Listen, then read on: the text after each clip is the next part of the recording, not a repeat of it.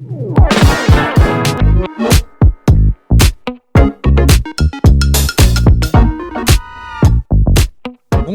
à toutes et à tous, nouvel épisode du club, du petit club je dirais, le 12e si je ne me trompe pas, et cette fois-ci je suis en compagnie de Marine, donc c'est Alexis au micro. Marine, comment vas-tu ? Salut Alexis, ça va bien.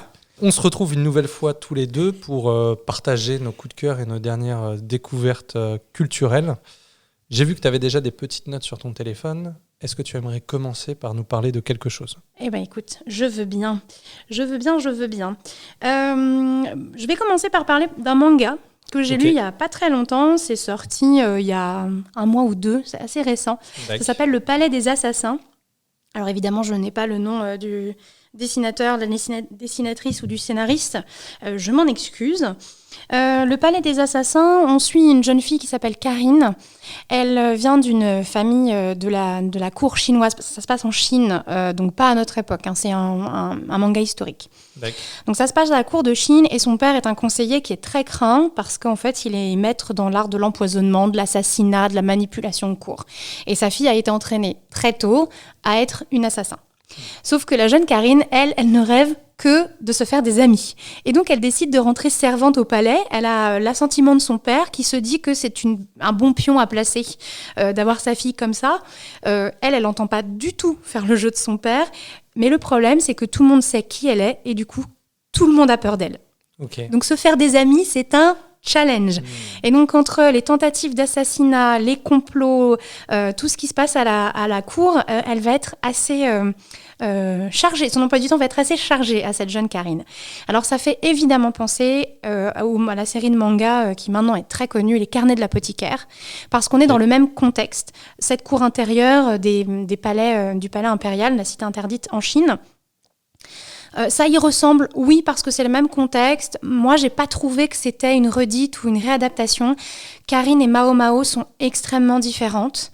Mao Mao est une apothicaire, elle est très froide, elle est rationnelle, elle est centrée sur sa pratique de la médecine, ses plantes, etc. Et elle est mêlée à la cour vraiment de façon par hasard.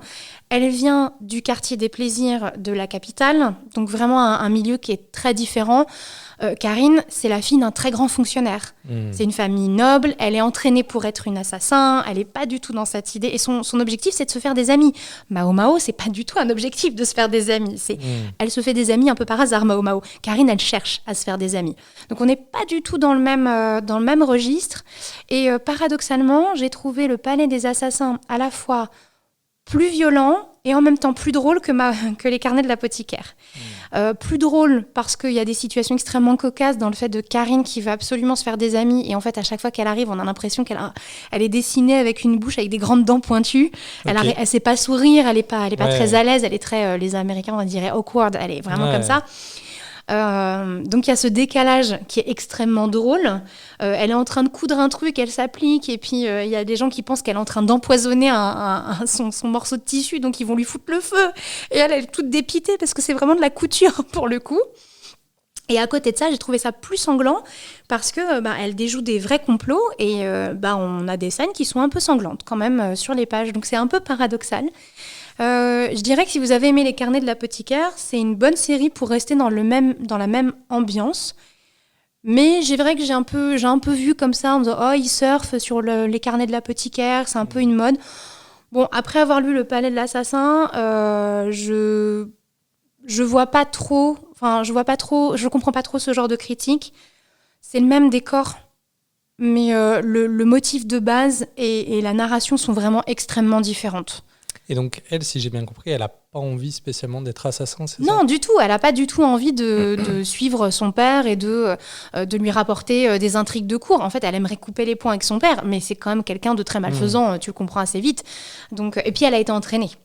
Et malgré elle va se retrouver en face de gens dont le but, c'est vraiment d'assassiner les autres, et notamment le jeune empereur. Donc vraiment, c'est pas du tout le même. Pour moi, c'est un faux procès que dire que ça ressemble au Carnet de l'apothicaire. Effectivement, à première vue, ça y fait penser. En plus, c'est la même maison d'édition qui sort les 2 volumes. Mais je pense que sur la durée, le Palais des Assassins saura se démarquer en fait des Carnets de l'apothicaire. Je pense qu'il y a assez peu de chances qu'on confonde les 2 séries. Là, comme ça, vu comment t'en parles, moi, ça me fait penser à 2 autres œuvres. qui sont pas forcément des coups de cœur, mais qui valent au moins le détour. Une première, dont j'ai peut-être déjà parlé dans un podcast, je suis plus sûr, c'est un manga qui s'appelle Innocent, sur le bourreau de la Révolution française. Et donc avant, on était bourreau de père en fils, sauf que lui déteste la violence. Oui, je crois que tu en etc. avais parlé de la famille Samson. Ouais, ça doit être ça. J'ai lu ça il y a des années, donc c'est pas totalement clair dans mon esprit. Je vais peut-être pas trop rentrer dans le détail, vu que je crois en avoir déjà parlé. Jetez-y un œil, ça vaut le coup, ne serait-ce que pour le dessin qui est assez formidable quand même. Et le deuxième, c'est un tout autre registre. À la base, c'est une BD de David Maurier qui a été adaptée aussi en série animée. Ça s'appelle La Petite Mort. Ça, je ne sais pas si j'en ai déjà parlé. Possible aussi, je crois pas, mais... Je vois la BD. Je vois à quoi ressemble la BD, mais j'ai pas vu l'anime. Et en fait, le concept est assez rigolo. C'est qu'on va suivre le personnage de la petite mort, donc, qui est le fils de la faucheuse. Et donc là aussi, on devient faucheur de père en fils, en quelque sorte. Et sauf que lui, pareil, il déteste en fait tuer, annoncer la mort aux gens. Et en fait, dès enfant, il va en classe, comme tout le monde, et il va se lier d'amitié avec un petit garçon, et son père lui annonce qu'il est atteint, je crois, d'une leucémie ou quelque chose, et que quand son temps viendra, ce sera à lui d'aller le faucher, quoi. Et le rêve de la petite mort, donc de cette jeune faucheuse, c'est pas de devenir la nouvelle faucheuse, mais plutôt de devenir fleuriste. Donc voilà. Donc c'est une BD qui est là aussi à la fois humoristique et plutôt touchante par moments. Dans mes souvenirs, je crois qu'il y a 3 tomes, plus une BD supplémentaire. Je sais plus, j'ai pas tout lu, j'ai lu les 2 premiers tomes. J'avais regardé la première saison de la série d'animation. C'est plutôt rigolo, c'est pas parfait, mais ça vaut le détour, c'est assez chouette. J'aime bien en fait ces histoires de personnes qui sont prédéterminées en quelque sorte à devenir quelque chose et qui vont essayer un petit peu de s'extraire de leurs conditions, quoi, pour donner une nouvelle direction à leur vie. On se rend souvent compte que c'est compliqué, mais ouais, c'est assez chouette. En tout cas, je découvre le manga dont tu parles, je connaissais pas du tout. Les carnets de l'apothicaire, pareil, je connais de nom, mais j'ai pas eu l'occasion de lire. Les carnets de l'apothicaire, il faut lire. Il faut lire le manga. À l'origine, c'est un light novel. Okay. Donc, pour les auditoristes qui ne connaîtraient pas, les light novels, ça se fait beaucoup outre-Manche, outre-Atlantique et au Japon. Ce sont des petites, plein de petits romans un peu mis en feuilleton, plein de petites nouvelles qui sont publiées en feuilleton, et après en général ils les rassemblent dans des volumes. Donc au départ, les carnets de l'apothicaire, c'était comme ça, c'était un roman en nouvelles qui se suivent, et ils l'ont adapté en manga qui est vraiment très très bien. Je ne cesserai jamais de le recommander. C'est à la fois drôle, intelligent, émouvant. Le personnage de Mao Mao, donc, qui est l'héroïne, en fait, Mao Mao, donc elle a grandi dans le quartier des Plaisirs auprès de son père adoptif qui est apothicaire. Donc elle, c'est pas du tout une prostituée, hein. Elle travaille vraiment en tant qu'apothicaire. Sa passion, c'est les poisons et les venins. Elle fait des expériences sur elle-même et elle a vraiment une passion. Le terme est faible, passion, quand on connaît Mao Mao. Et en fait, un jour, elle va être enlevée, alors qu'elle cueille des herbes. Elle va être enlevée par une bande de brigands qui va la vendre au palais intérieur pour devenir servante du palais intérieur de l'empereur. Donc, c'est une cour qui est réservée qu'aux femmes. Il y a les grandes concubines, il y a toutes les concubines de l'empereur, dont ces grandes concubines, elles sont au nombre de 4. Et elle va devenir comme ça servante lingère, vraiment en bas de niveau. Elle nettoie, elle range, elle ménage. C'est pas du tout une courtisane. Et un jour, il y a un problème avec 2 enfants de l'empereur, 2 enfants en bas âge. Les enfants sont malades et les concubines avec. Et Mao Mao, par détection, parce qu'en fait, c'est un peu une sorte de Sherlock Holmes, elle comprend d'où vient le problème, sauf qu'elle ne veut pas d'ennui. Elle ne veut pas qu'on la repère, elle veut qu'on la laisse tranquille. Elle va faire ses années presque de prison, en fait. Elle va faire ses années de service et puis elle va sortir parce que vraiment... Et donc, elle va trouver le moyen d'informer l'intendant en charge de la cour intérieure, qui s'appelle Jinshi, donc en japonais Jinshi-sama, puisque même si on est en Chine, c'est un manga japonais. Donc elle va trouver un moyen de prévenir Jinshi et les concubines où se situe le problème. Sauf que Jinshi n'est pas non plus quelqu'un d'idiot, c'est quelqu'un d'intelligent, et il va très vite repérer que c'est elle qui a donné la bonne solution, et donc il y a une espèce de partenariat un peu improbable qui va se faire entre cette jeune apothicaire et cet intendant de la cour intérieure, et Mao va se retrouver à être au contact des grandes concubines et au cœur des intrigues politiques. Donc c'est vraiment intéressant parce qu'on a une succession d'intrigues politiques dans la cour intérieure de Chine et le personnage de Mao est vraiment intéressant. Elle est extrêmement rationnelle, elle est parfois un peu froide, mais en même temps quand on lui parle de poison, elle s'épanouit. Donc il y a un décalage humoristique qui est très fort. Les personnages sont globalement tous assez attachants, on les reconnaît assez vite. Et l'histoire évolue, évidemment, il y a plusieurs arcs narratifs à l'intérieur. Il y en a un sur Mao Mao elle-même, et puis il y en a un sur Jinshi. Enfin voilà, on avance. Et ils en ont fait un animé qui est très très bien aussi. Honnêtement, l'animé vaut le coup parce que ils ont vraiment repris l'essence du manga, donc c'est à la fois drôle et en même temps très sérieux. Et les doubleurs sont très très bons. La doubleuse qui fait Mao Mao est excellente. Okay. Donc ça vaut vraiment le détour, c'est pas du superflu, ça se complète bien. Et ouais, en général, quand on tombe dans les carnets de l'apothicaire, on y reste. Trop bien. Ouais, moi, j'ai un peu de mal à trouver des mangas qui me plaisent vraiment dernièrement. La plupart des trucs que je lis, à chaque fois, j'ai l'impression d'avoir déjà lu des trucs du genre et tout. Eh ben, teste les carnets de l'apothicaire, parce que je pense que c'est un peu différent. Et puis, ce que je trouve d'intéressant, c'est que souvent, les mangas sont quand même très genrés. On va pas se mentir. Oui, c'est clair. Il publie quand même, c'est les termes, shonen, seinen, josei, shoujo, ça désigne le public en fait, pas le type de manga. Ouais, bien Donc c'est quand même très genré. Là, pour le coup, les carnets de l'apothicaire, peu importe en fait. Il y a moyen que chacun y trouve son compte. Est-ce que tu es là pour éventuellement une intrigue amoureuse qui est en filigrane le long du truc? Est-ce que tu es là plutôt pour le côté historique? Est-ce que tu es là pour le côté aventure ou même policier? Parce que Mao Mao fait des enquêtes en fait. Ouais. Donc chacun peut y trouver un petit truc à l'intérieur qui lui plaît. Je crois qu'un des derniers mangas qui m'avait marqué, je dirais pas que c'est un coup de cœur, mais qui m'avait marqué, c'est un manga qui s'appelle Fire Punch. Je sais pas si tu en as entendu parler. Là comme ça me dit rien. Je crois que c'est Fire Punch. Je vais revérifier. Le principe, c'est que... One Punch Man, mais... Ouais, non, je crois que c'est Fire Punch. Ouais, c'est ça. Alors, je suis pas allé au bout de la série. Ça date déjà... ça date de 2016, donc moi, j'ai dû lire ça en 2017. Bon, j'ai peut-être aimé d'autres trucs depuis 2017, mais en vrai, pas énormément. C'est le même auteur que Chainsaw Man, je crois. D'accord. Ah oui, ça, je vois. Et en gros, ça se passe dans une espèce de futur chaotique, tu vois, un peu apocalyptique, où je crois que la Terre est couverte de glace, il n'y a plus rien à manger, etc. Et on va suivre un frère et sa sœur, ou un couple, enfin je sais plus, mais en tout cas, il y a un gars et une fille qui se retrouvent dans leur village à devoir se dévorer entre humains pour survivre. Et notamment, en fait, ce qui est dingue, c'est que eux ont une espèce de capacité de régénération. Donc en fait, quand ils sont blessés, ils guérissent, etc. Et au bout d'un moment, ils se retrouvent obligés de se manger eux-mêmes, en quelque sorte, avec leurs organes qui vont repousser et tout. Enfin, c'est un truc de fou. Jusqu'au jour où un gars va débarquer et raser leur village, en fait, va tout cramer. Et le gars en question a une espèce de pouvoir de flamme éternelle. C'est-à-dire que c'est des flammes qui ne s'éteignent pas.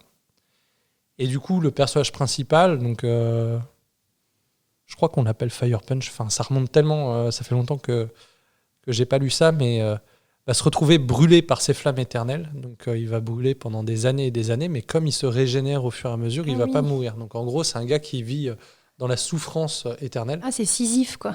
Jusqu'au jour où il va,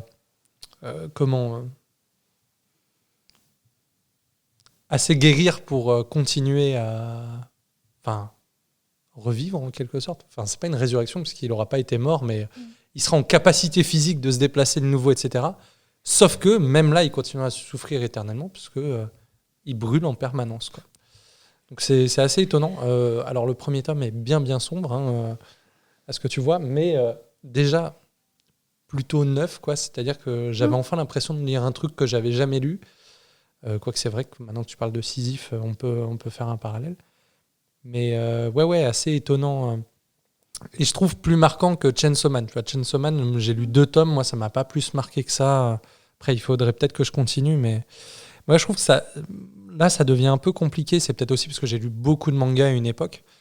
je trouve que ça devient compliqué de trouver des œuvres vraiment marquantes. Ça me fait la même chose avec les jeux vidéo, tu vois. Ouais, mais de toute façon, c'est une espèce de cycle. Je me demande si ça n'a pas été étudié par des sociologues ou n'importe, mais plus on connaît un sujet, oui, forcément, t'as plus de comparaisons. Plus exigeant aussi. Tu deviens plus exigeant. Tu dis, oui, mais ça, j'ai déjà lu dans tel et tel truc. Et ton voisin, il va dire, bah oui, mais moi, j'ai pas lu ça. Donc là, pour moi, ça, c'est neuf.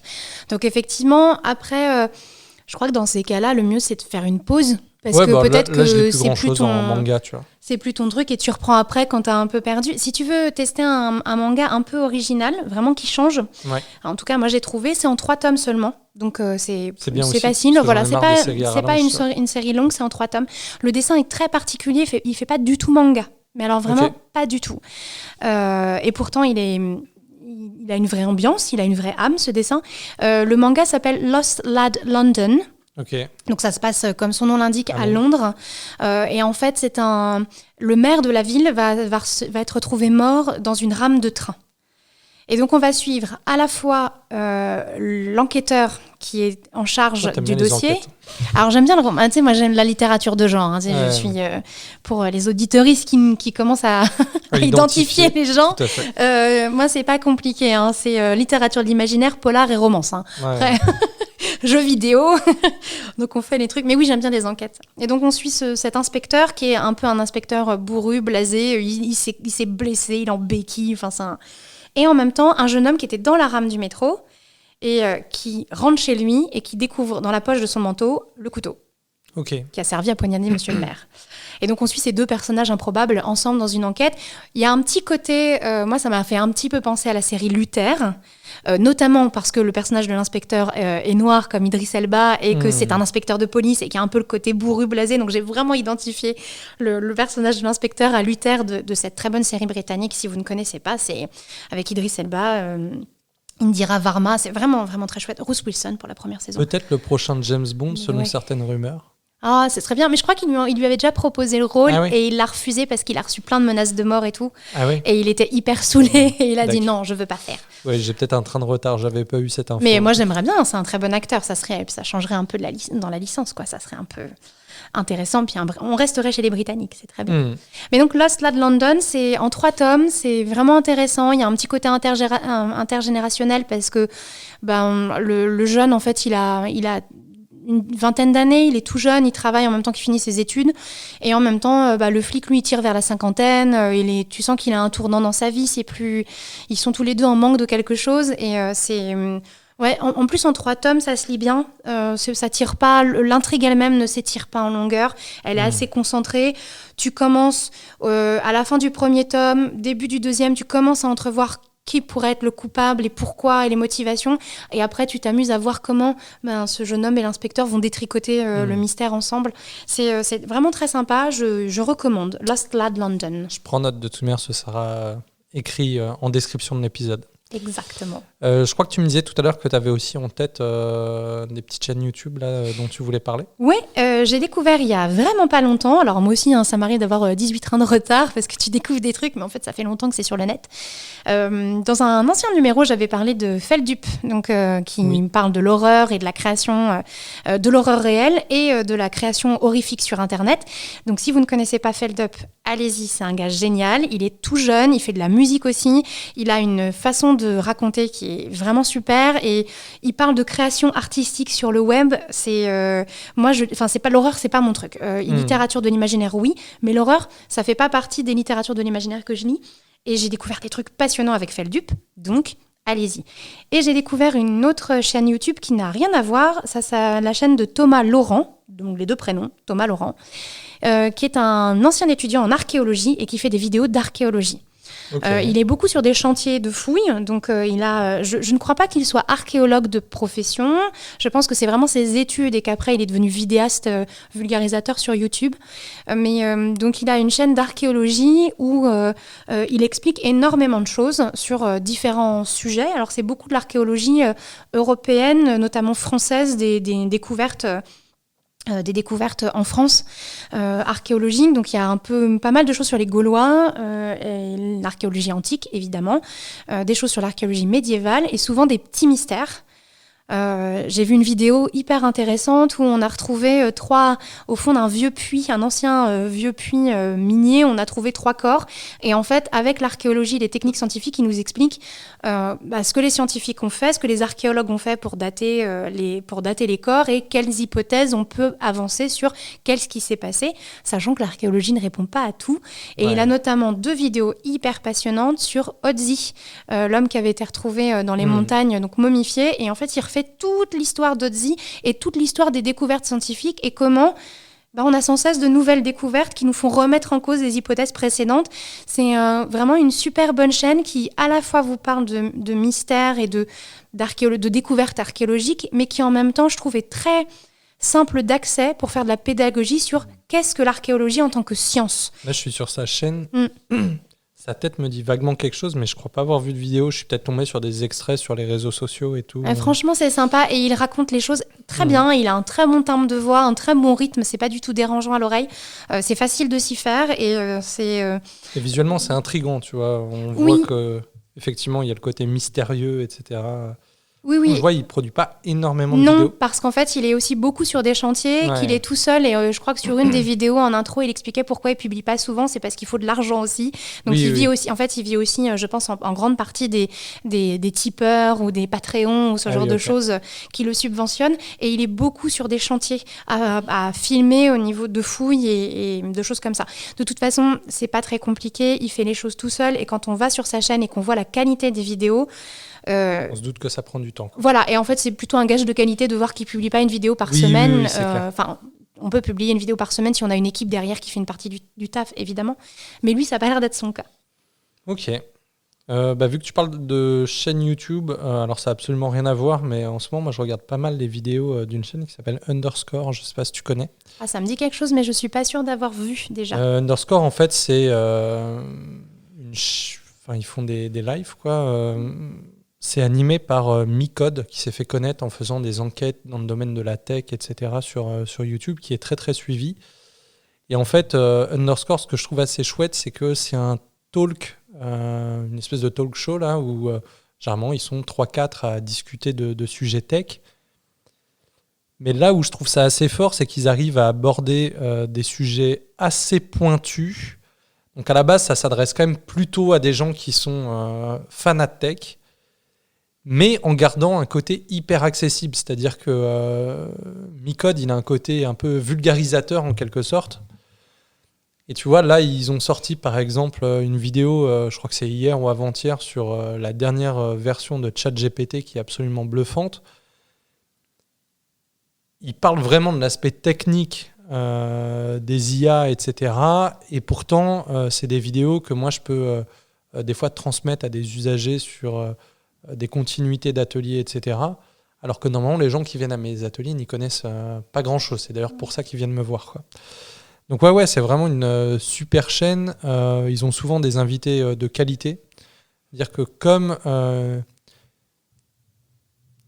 je cherche mes mots. Ils se permettent quand même d'être pointus tout en restant accessibles. Des gens qui en temps normal prennent pas la parole dans d'autres médias, sur d'autres chaînes YouTube, se disent là en fait on va avoir un espace dans lequel on va pouvoir parler de notre expertise. Et Micode et ses camarades jouent un petit peu le rôle de décodeur dès que ça commence à devenir un peu pointu, quoi. Non, franchement c'est très chouette. Si vous avez envie de comprendre un petit peu les enjeux de la tech actuelle, parce que il y a ce dont on parle dans les médias, mais en fait il y a plein de choses qui se passent de manière un petit peu moins visible, des avancées qui sont assez titanesques et qui vont, à mon avis, bouleverser notre quotidien dans les années à venir. C'est le genre de chaîne qui vaut clairement le détour. Généralement, les vidéos, elles durent entre 8 et 20 minutes. Ça reste accessible. Et comme ça se fait un petit peu sous forme de conversation, très souvent en face, il y en a un qui va poser des questions. Je ne vais pas dire qu'il va jouer l'innocent parce que eux sont compétents, mais connaissent pas forcément toujours le sujet du chroniqueur. Donc non, franchement, c'est trop chouette. J'en profite, je rebondis sur les chaînes YouTube, puisqu'on est bien partis, toi et moi. Ça changera des petits clubs 100% littéraire ou 100% Carrément. cinéma. Ouais, bien sûr. Je fais une petite piqûre de rappel parce qu'on a reçu 2 youtubeurs en février dernier pour les Miss Eliade. Ah oui. Mais on a fait un podcast qui leur est dédié. Donc, il y a un podcast VIP pour eux. Donc, allez l'écouter. Et pour tous les autres, on a reçu Sébastien Carassou et Étienne Ledolé de la chaîne Sense of Wonder. Alors, ils sont tous les deux... Étienne Ledolé est journaliste scientifique. Et Sébastien Carassou, lui, il est docteur en astrophysique. Et tous les deux, leur but, c'est de faire une chaîne pour vulgariser la science et notamment l'astrophysique, mais pas que. Avec un petit biais, toujours, Étienne, ils sont tous les deux assez fans de SF, donc il y a souvent des biais SF qui se mélangent. Et leurs vidéos sont super claires, super, je dirais pas simples, parce que c'est pas du tout simple, c'est de l'astrophysique et de la physique quantique, et donc on n'est pas dans quelque chose de simple, mais c'est fait de façon à ce que même si vous n'y connaissez rien, vous arrivez à suivre leurs propos. C'est accessible. Donc voilà, c'est très accessible, c'est vraiment très intéressant, et ils font des conférences, souvent ils se déplacent, donc guettez ça. Ils se déplacent un peu partout pour faire des conférences de ce qui n'est pas forcément sur leur chaîne, avec des sujets vraiment très divers et variés, à la fois sur l'expansion de l'univers et en même temps sur les trous noirs et en même temps sur le temps. Est-ce qu'on peut voyager dans le temps ? Enfin voilà, il y a des choses en physique intéressantes. Donc ça, une chaîne de vulgarisation scientifique à regarder. Trop bien. T'avais une dernière chaîne YouTube Tu voulais pas parler de la tronche en biais ? Ouais, si tu veux. Ah oui. Après, moi, là, ça fait longtemps que j'ai pas regardé de vidéo, mais en fait, le contexte, c'est ce matin, on a parlé un petit peu d'éducation aux médias, d'esprit critique, etc. Et on s'est retrouvé à parler entre nous de la tronche en biais. La tronche en biais, c'est un duo de vidéastes, si je me souviens bien. Je crois qu'ils sont 2. Il y en a un qui est à l'écran, mais quelqu'un qui l'accompagne, je crois, à l'écriture, etc. Oui, il me semble. Ouais. Et notamment, c'est une chaîne de zététique, donc c'est un terme un petit peu complexe. En gros, ce qu'il faut retenir, c'est une chaîne d'esprit critique. De rationalité. Exactement, qui est assez passionnante, notamment qui va venir débunker des idées reçues, des fake news, des vérités contre-scientifiques, donc en fait pas des vérités, voilà, et qui vont même par moments s'attaquer à des personnes qui tiennent des discours complotistes, etc. Sur Internet. Alors le ton effectivement est piquant. Ouais, c'est ce qu'on disait ce matin. La tronche en biais, par contre, ça arrache. Hein. Ouais. Vous finissez avec la tronche en biais. Voilà, quand tu regardes, c'est toi qui finis avec la tronche en biais. Mais en fait, moi, ce que je trouve hyper intéressant avec cette chaîne, c'est que on se remet soi-même en question, on se questionne sur qu'est-ce qu'on a pu croire, comment on a pu être amené à croire certaines choses, et surtout à se poser les bonnes questions au bon moment, voir si les personnes, quand elles nous parlent, n'usent pas de techniques pour nous convaincre, etc., jouent peut-être avec des biais pour nous faire croire tout un tas de choses. Donc il y a quelques chaînes qui sont assez marquantes, quelques vidéos qui sont assez marquantes sur cette chaîne. J'ai souvenir d'une vidéo où il démonte le gars qui avait fait le truc sur le secret des pyramides. Là. Ah oui. Je sais plus comment ça s'appelle, mais... Il y a Charlie Danger de la chaîne... c'est quoi ? C'est avec Les Revues du Monde. Les Revues du Monde, oui. Qui avait fait aussi des choses sur les secrets des pyramides et puis sur le sphinx de Gizeh, des théories complètement ahurissantes. Et elle avait aussi débunké tout ça avec justement des faits scientifiques et archéologiques, en expliquant que les gens ne savent pas ce que c'est que l'archéologie et les méthodes scientifiques de l'archéologie. Donc c'était vachement intéressant. Là, dernièrement, en tout cas sur la période Covid, il y a eu beaucoup de vidéos, notamment sur un personnage qui a été un peu sulfureux sur la période, Idrissa Berkane.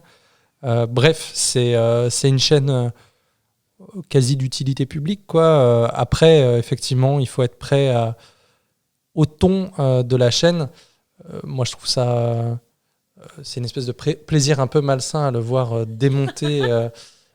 En fait, c'est tellement... il est sarcastique, il est piquant.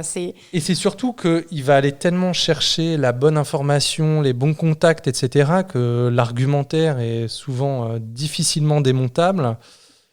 Et donc, tu te mets à la place du gars qui fait son business sur une fausse information et tu te dis, mais il se fait démonter, il passe pour un guignol pendant 1 heure. C'est c'est assez fou. Il y a une autre chaîne que j'aime bien. Alors là aussi, c'est un autre ton un peu particulier. Tu as peut-être déjà entendu parler de Defecator, non ? Non, mais le titre est assez... Ok. Alors c'est particulier parce que... Ce podcast part en live. C'est ça. Le gars se montre pas physiquement sur sa chaîne. Il a un personnage où il est dans une espèce de tenue moulante qui va vraiment de la tête aux pieds, toute noire. Donc en fait, c'est une silhouette noire qui te parle. Et donc c'est le personnage du Defecator, quoi, qui défèque sur les fakes, je crois. Oh là là, c'est n'importe quoi aujourd'hui. Et lui, par contre, ce qui est hyper intéressant, c'est que vraiment, il va partir d'une fausse information et il va jouer avec, c'est-à-dire que il va faire des vidéos sous forme un peu de mini-jeu où il va faire, bon allez, vous avez 30 secondes pour essayer d'identifier ce qui ne va pas dans cette image, etc. C'est hyper bien foutu, c'est très explicatif, mais avec un ton un petit peu humoristique, etc. Alors, moi, les phases un peu sketch, ça ne me parle pas forcément de fou. Mais par contre, c'est très pédagogique. Et là, on comprend tout de suite, en fait. On comprend tout de suite comment certaines personnes vont croire à une donnée qu'on a vue dans tel ou tel média parce que, en fait, le tableau n'est pas correct ou parce que la personne a utilisé une formulation qui va dans ce sens et tout. C'est vraiment très, très bien. Bah, si vous aimez ça aussi, il y a Clément Fraise, j'en parlais à Alexis hors micro.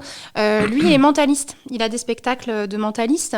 Et en fait, ce qui l'amuse beaucoup, c'est de débunker les gens qui se prétendent ou extra-lucides ou ce genre de choses en montrant les techniques de mentaliste. En disant, moi, je ne suis pas du tout médium, mais voilà ce que j'arrive à faire. Donc, c'est aussi un parti pris, évidemment. Si vous avez une sensibilité à certaines choses, ça peut vous heurter fort. Mais voilà, ça, c'est son propos en tant que mentaliste. Si vous êtes allergique au ton sarcastique de la tronche en biais, si vous voulez quelque chose de plus doux, on va dire, même si c'est pas forcément, c'est dans le ton que ça sera plus doux, pas forcément dans le propos, vous avez un podcast qui s'appelle Méta de choc, la pensée critique appliquée à soi. Donc c'est de Elisabeth Fety. Elle vient d'une sphère très... je crois qu'elle était même complotiste en fait. Elle pensait qu'elle était enfant indigo. Enfin voilà, elle vient d'un univers où elle a cru à beaucoup de choses et elle a fait un chemin de penser sur elle-même et d'essayer de comprendre pourquoi elle pensait ce qu'elle pensait. Et donc elle propose Méta de choc. Alors je vous lis la petite description du podcast parce que il est bien mieux fait que ce que je pourrais en dire. Ça vous donnera une bonne idée. Et si on se demandait pourquoi on pense ce qu'on pense ? La métacognition, ce qui veut dire penser ce qu'on pense, c'est choquant, vous allez voir. Dans chaque émission, Elisabeth Fety reçoit un ou une invitée pour une plongée dans la psyché humaine. Manipulation mentale, croyances, biais cognitifs, travail, astrologie, différences hommes-femmes, sexualité, développement personnel, théorie du complot, perception, spiritualité, féminisme, pseudomédecine, éducation, dérives sectaires, etc. Et attention au choc. Donc elle prend plein de sujets. Alors ça peut être, là le dernier je vois, c'est comment repérer un coaching dangereux. Okay. Donc pas du tout sur des croyances spirituelles ou n'importe, mais elle prend ça et elle démonte ça petit à petit. Ce sont des podcasts, souvent il y a 3 à 5 épisodes par sujet, donc c'est très fouillé, très complet, ça s'écoute très bien, mais c'est très sourcé, très voilà, elle donne plein d'informations et je recommande si ça vous intéresse, si cette pensée de la zététique et de la rationalité et de comprendre les neurosciences et pourquoi on pense ce qu'on pense, les biais cognitifs, comprendre pourquoi il y a des choses auxquelles on est nous, chaque individu tenté de croire plus que d'autres, oui, c'est clair. Parce qu'on en parlait ce matin, qu'en fonction de d'où vous venez, de votre histoire personnelle, il y a des fake news qui vous toucheront jamais, vous n'êtes pas le public cible, mais il y en a d'autres qui vous auront bien plus vite. Voilà, donc c'est intéressant, puis elle brasse plein de sujets. C'est assez complet. Bah, tu vois, ça me fait penser à une série que j'ai regardée récemment sur Netflix qui revient sur la secte raélienne. Ça s'appelle Raël. C'est un documentaire là sur Raël ou c'était une série C'est une série documentaire en 4 épisodes. Ouais, je l'ai vue. Raël, le prophète des extraterrestres. Oui, c'est excellent. Ouais, après moi je trouve ça un peu... Mais là, c'est le parti pris de Netflix, quoi. C'est un peu dans les choix qui sont faits. Il y a un côté un peu sensationnaliste, etc. Oui, oui, ça, ils vendent... oui. Mais parce qu'il faut capter le public et tout. Mais effectivement, en fait, ce qui est assez bluffant quand on retrace ce parcours, moi, je connaissais un petit peu, mais pas de fou. C'est dès le départ, c'est comment des gens ont pu croire à ça, en fait. C'est-à-dire que c'est quand même gros, le gars qui débarque et qui dit... en fait, j'ai vu les extraterrestres, je suis le frère de Jésus. La deuxième fois, c'est... en fait, cette fois, ils m'ont laissé monter dans le vaisseau et je me suis retrouvé à la table de Bouddha, de Jésus et de Mohamed. Mahomet, désolé. Bref, t'es là, tu fais... c'est un peu gros quand même. C'est un peu... voilà. Et en fait, ce qui est assez fou, c'est voir le parcours de toutes ces personnes qui l'ont suivi pendant 10, 15, 20, 30 ans et certains encore aujourd'hui, quoi. Et notamment, il y a le témoignage d'un gars qui, au bout de, 28, 30 ans, enfin quelque chose comme ça, réalise du jour au lendemain qu'il s'est fait avoir. Ah oui. Et du coup, là, c'est le retour à la réalité. Enfin, Moi, ce que j'ai bien aimé dans ce documentaire, c'est que justement, il y avait des interviews de gens qui sont encore dans la... sont encore raéliens et qui y croient encore dur comme fer. Donc c'était assez touchant aussi de voir ces gens qui défendent leur point de vue. Alors certains avec plus ou moins d'honnêteté d'ailleurs, mais il y en a certains, moi tu es forcément ému parce qu'ils y croient à fond. Il y a des gens qui sont sortis de la secte assez vite, donc ils sont interviewés là, et il y a des gens qui ont un parcours beaucoup plus long. Donc en fait, j'ai bien aimé cette diversité de points de vue. Il n'est pas orienté uniquement sur un point de vue. Alors après, le documentaire, la manière d'être fait, il y a même des interviews de Rahel. D'ailleurs, elles sont assez ahurissantes, ces interviews. C'est quand même assez spécial. Mais je me souviens, moi, dans le documentaire, d'une personne qui était dans le comité scientifique pour le clonage. Il faisait partie du truc pour le clonage. Et en fait, c'est là qu'on voit la dissonance cognitive. On parlait de biais cognitif. La dissonance cognitive, c'est quand vous pensez quelque chose et vous faites autrement. Enfin, il y a vraiment un paradoxe, en fait, dans ce que vous faites et ce que vous pensez. Et lui se rend compte que là, le discours scientifique est complètement à côté de ses pompes. C'est pas du tout un vrai discours scientifique parce que lui, c'est sa formation de base. Donc voilà, c'est pas du tout réaliste. Mais il continue quand même à être dans le truc et à y croire. Je trouve ça assez fascinant. C'était assez fascinant. Il y a un moment, il y a une journaliste québécoise qui infiltre aussi. Oui, c'est vrai. Ça, c'est assez étonnant. Franchement, c'est intéressant. Alors, ce qui est rigolo, c'est que dès le premier épisode, tu sais lesquels font encore partie de la secte ou non. Parce qu'ils ont leur collier. Voilà, juste avec ceux qui ont le collier. Le collier. Juste au collier, tu peux savoir lesquels sont toujours dedans ou non. Mais ça fait partie des trucs que j'ai vus dernièrement. Voilà. Toi, t'as regardé des choses dernièrement? Oui, je suis en train, j'ai pas fini, mais je suis en train de regarder sur Netflix la série Botkin. Okay. Donc c'est une série policière, tu peux y aller, vas-y. C'est une série policière qui se passe en Irlande. En fait, une journaliste qui est irlandaise d'origine mais qui travaille à Londres vient de réaliser un gros scoop sur la NHS, donc c'est le système de santé britannique. Et en gros, à l'ouverture du documentaire, de la série, c'est pas du tout un spoiler, c'est vraiment l'ouverture. La personne qui a été son contact pour cette grosse enquête, qui est un gros scandale en Angleterre, en fait, est retrouvée morte. Et donc, pour éviter des problèmes, parce qu'il y a une question de source et une question judiciaire, son rédacteur en chef décide de l'envoyer en Irlande, se mettre au vert, pour assister un podcasteur américain qui fait du true crime, donc c'est du fait divers, qui fait des podcasts de faits divers, qui va dans un petit village irlandais, Botkin, couvrir le nouveau festival de Samhain. Alors Samhain, c'est Halloween, mais c'est la version irlandaise. Parce que 20 ans auparavant, dans ce village, à la dernière fête organisée par le village de Samhain, il y a 3 personnes qui ont disparu. Et donc là, on est 20 ans après, et quelqu'un de la ville qui était parti à l'étranger revient dans la ville et décide de réorganiser le festival. Donc le podcasteur vient faire un podcast. Donc il est accompagné d'une autre jeune femme qui travaille pour le même journal que la journaliste en question, Dove. Et donc on les retrouve tous les 3 dans ce village. Alors si vous aimez l'Irlande, c'est parfait parce qu'on a absolument tout, les paysages, l'accent, les pratiques culturelles irlandaises, la Guinness. Là, vous êtes à fond dedans. Le personnage de l'Américain est assez touchant, entre naïveté complète, il découvre l'Irlande, on a l'impression que vraiment il a jamais foutu les pieds en dehors des États-Unis, et en même temps il y a quelque chose d'un peu plus profond chez lui qu'on découvre. Et Dove, la journaliste, est absolument insupportable. Elle est froide, elle est pas très aimable, enfin elle est même carrément odieuse avec les gens, mais c'est un pitbull de l'information, quoi. Quand elle a reniflé une piste, elle la lâche pas. Donc voilà, et donc au fur et à mesure, l'enquête se complexifie parce que si vraiment vous aviez envie de passer pour un village absolument pipou charmant avec oui, c'est arrivé il y a 20 ans, mais on ne sait pas, mais bon, on a décidé de passer à autre chose. Les gens, c'est loupé. Vous avez des tronches de suspects, c'est impressionnant. Il se passe des trucs chelous tout de suite. On se dit non mais vous le faites exprès.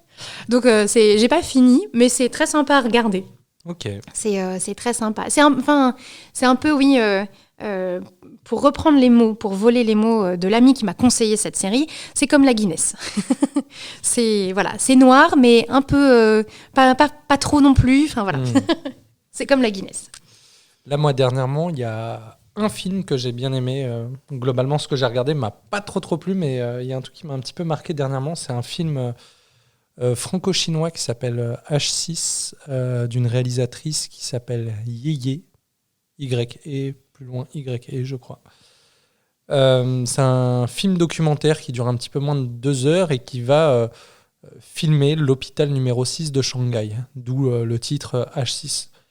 Et en fait, on va suivre 5 familles dans cet hôpital. Et donc, notamment, des patients à qui il est arrivé des accidents ou qui ont des maladies. Enfin bref, c'est assez fou. Et en fait, au travers de ces 5 familles, 5 destins en quelque sorte qu'on va suivre, s'adresse une espèce de portrait en fait de la Chine actuelle, des rapports familiaux, du système de santé, de la vie à Shanghai, etc. Enfin, c'est vraiment assez bluffant. C'est même à se demander par moment comment la réalisatrice a fait. Moi, j'étais assez bluffé parce que par le moment, elle va filmer une des familles sur laquelle elle se concentre et derrière elle va passer un des membres de l'autre famille et elle va réussir à basculer de l'un à l'autre d'une fluidité, à croire que ça a été scénarisé, quoi. Donc je ne sais pas à quel point elle a été présente. Est-ce qu'elle a guidé certaines personnes ou est-ce qu'elle a été uniquement spectatrice? Mais c'est assez fou, quoi. Donc on va avoir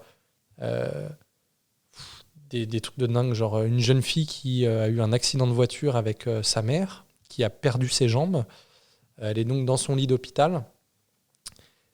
Et le père n'a pas accès à la salle dans laquelle elle se trouve, si ce n'est 10 ou 15 minutes par jour pour les visites.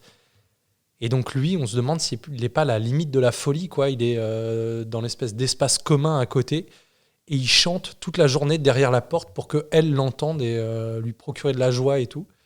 Sauf qu'il ne lui a pas dit qu'elle a perdu sa mère. Donc elle demande, au fait, où elle est maman?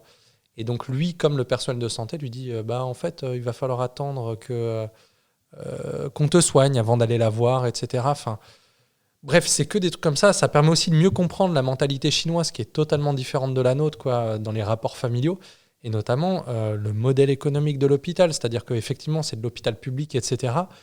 Mais les gens se retrouvent à devoir quand même payer tout un tas de choses.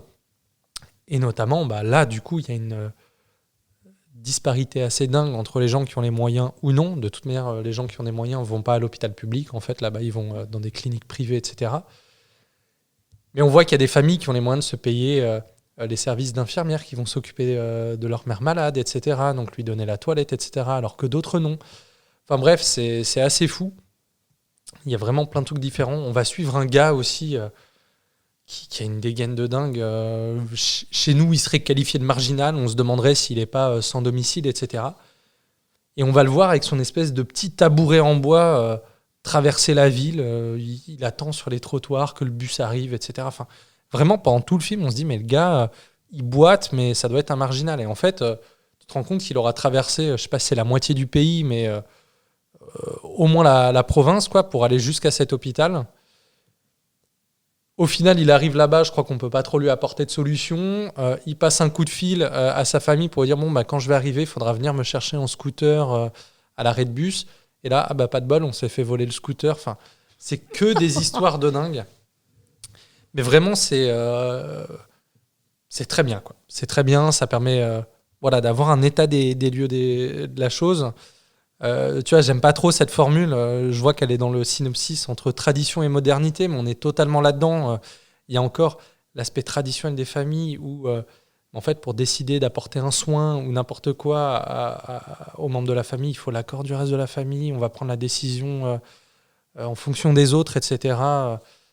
Il y a assez peu de place à l'égoïsme, en quelque sorte. Enfin voilà, c'est assez farfelu dans une ville qui fait 23 ou 24 millions d'habitants. On suit aussi. En fait, j'espère que ça va donner envie de regarder parce qu'il y a un médecin qui est hyper particulier. Le gars, t'as l'impression qu'il soigne tous les patients directement dans les couloirs. Alors lui, sa spécialité, c'est tout ce qui est fracture, etc. Et en fait, tu le vois, il a une dégaine bizarre, il est tout mince et tout. Au départ, pareil, tu te dis, le mec, il est un peu chelou, qu'est-ce qu'il fout à l'hôpital ? Et en fait, tu comprends à un moment que c'est un médecin. Patient. Et tu le vois arriver devant un patient, donc généralement, il y a la famille autour. Il regarde la radio comme ça, juste à la lumière de la fenêtre et tout.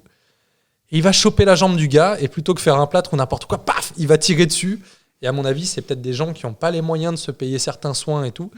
Et lui, il fait comme ça à la mano, quoi. Et tu te dis, mais attends, mais à un moment, il va casser quelqu'un, c'est pas possible. Et ça a l'air de plutôt bien se passer, quoi. Et d'un autre côté, ce qui est hyper intéressant, c'est que tu vois aussi tout ce qui est invisible dans l'hôpital. Et je pense que ceux qui écoutent régulièrement les podcasts, etc., ou qui regardent les vidéos qu'on fait sur nos réseaux, ont compris que moi, très souvent, une des thématiques qui revient dans notamment les films dont je parle, c'est le fait de filmer le travail invisible, les petites tâches du quotidien, etc., et la beauté qu'il y a derrière ça. Et en fait, ce qui est assez fou, c'est que en transition entre les différents patients, etc., sont filmés et souvent en musique tout le personnel de l'ombre de l'hôpital. Parce que là, on parle quand même de l'hôpital d'une des plus grandes villes du monde, un hôpital qui est titanesque. Et en fait, y a des gens qui s'occupent de mettre dans chaque petite boîte les pilules pour les patients, qui s'occupent de préparer les repas, de laver les vêtements, de laver les draps. Et en fait, on filme tout ça. Et on se rend compte que tout est millimétré, c'est-à-dire qu'il y a des gens toute la journée qui vont laver des housses de couette. Et on voit les trucs. Et en fait, c'est assez bluffant. Et je trouve que ça a aussi une forme d'importance de montrer que tout ça, ça existe, quoi. C'est comme quand... je ne sais pas si j'en ai parlé, mais j'ai regardé un film qui est assez génial, qui s'appelle Désordre. Alors là, c'est plutôt une fiction, quoi, qui se passe en Suisse au, je dirais, 19e siècle. Et notamment, on va suivre une usine d'horlogerie, quoi, et c'est assez génial parce qu'on va voir toutes les horlogères qui vont travailler sur les horlogères. Et en fait, c'est un film vraiment politique, notamment... la lutte entre les ouvriers et les patrons de l'usine qui produit les montres, etc. Et en fait, on se rend compte que la bataille, c'est la bataille du temps, c'est-à-dire celle du temps de travail, donc sur quelle heure on va se synchroniser, etc. Enfin, c'est assez fou. Et on va notamment suivre un anarchiste qui est là et qui vient voir un petit peu comment ça se passe. Enfin, c'est vraiment un film qui est magnifique. Et moi, j'adore en fait ces films qui vont venir filmer le quotidien et notamment la précision du travail des gens. C'est-à-dire que souvent des métiers qu'on va dénigrer, etc., on se rend compte que ça nécessite une précision, une exigence, une maîtrise qui est absolument dingue, quoi. Tu parles du travail invisible, c'est pas là, ma réflexion part pas d'un film ou d'une série ou d'un livre, mais quand vous venez à la bibliothèque, en fait, il y a du travail invisible, et c'est même une grosse partie du travail, parce que c'est pas parce que la bibliothèque est fermée que les bibliothécaires ne travaillent pas, il y a quand même tout le rangement, tout le processus d'achat de ce que vous retrouvez à la bibliothèque. Et puis, chaque bibliothèque a sa spécialité, ses petites mains. Nous, on a des collègues qui sont dans ce qu'on appelle le centre technique, qui sont nos petites mains. C'est eux qui réceptionnent tout ce qu'on commande. C'est eux qui étiquettent, qui enregistrent dans le catalogue. En fait, sans eux, c'est du temps de travail en plus sur d'autres choses. Et on ferait peut-être moins d'animation, on serait peut-être moins bien présent directement pour le public. Parce que je rappelle que vous nous trouvez aussi, on ne fait pas que des podcasts. On ne passe pas notre temps à lire et à jouer, et ça, ce serait bien, mais non. Vous nous trouvez aussi en plateau à la bibliothèque, du mardi au samedi, même parfois le dimanche. Donc, et sans ces collègues-là, en fait, on aurait beaucoup moins de temps pour faire certaines tâches, notamment ces podcasts. On ne pourrait peut-être pas les faire si on devait faire une partie du travail des collègues. Donc, c'est aussi bien de se rappeler qu'il y a plein de petites tâches, et c'est... Voilà. C'était le petit... Et je trouve qu'il y a une beauté, en fait, quand le cinéma vient s'intéresser à ces personnes. Ça montre que chacun à sa manière est important, etc. Je trouve qu'on peut même opposer ça, en fait, aux films de super-héros qui nous font fantasmer des trucs, où on nous fait croire que, en fait, ce qui est exceptionnel, c'est un truc qui est réalisable. C'est-à-dire que jamais j'aurai de super-pouvoir et jamais je vais me battre contre des titans, etc. Alors que les travailleurs du quotidien, eux... Filmer le quotidien, filmer la banalité du quotidien ou les petits riens du quotidien, c'est aussi très doux. Alors, c'est pas...